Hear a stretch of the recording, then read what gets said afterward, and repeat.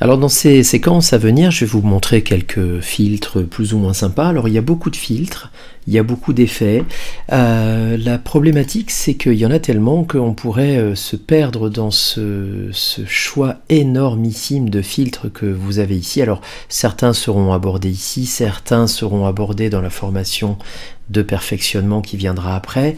Voilà, on ne peut pas évidemment faire le tour complet de tous ces filtres-là. La seule chose que moi je peux vous proposer, c'est d'en découvrir certains, vous montrer un petit peu comment ça fonctionne, quel pourrait être l'intérêt de passer par les filtres dans certains cas, et éventuellement, voilà, vous laisser ensuite faire vos choix, puisque vous aurez l'occasion de fouiller, de chercher un petit peu ce qui peut être intéressant là-dedans.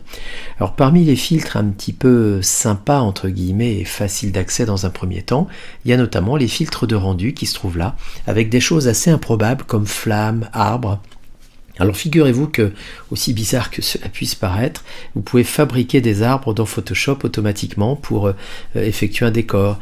Vous pouvez faire des effets de cadre d'image, transformer des tracés en flammes, etc.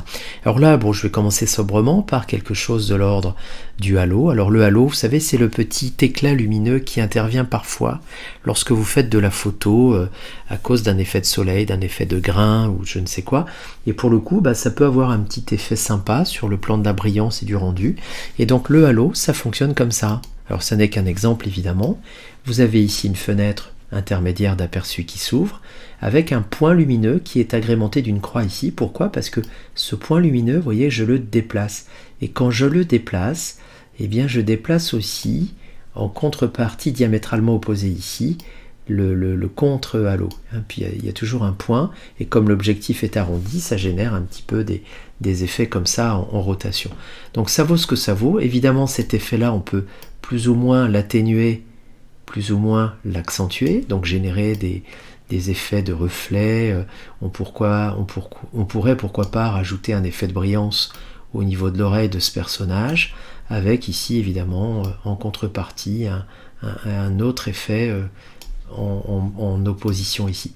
Voilà, donc ça fonctionne pas mal. On peut gérer évidemment les différents types de focales, ici avec plus ou moins d'accentuation. Voilà, avec des effets de rendu de focale un petit peu amusants. Et puis moi, je vais me limiter à ça, en demandant quand même une luminosité pas trop forte, et je vais valider. Et donc vous allez voir que ici, ça me permet de générer un petit effet un petit peu rigolo de halo lumineux.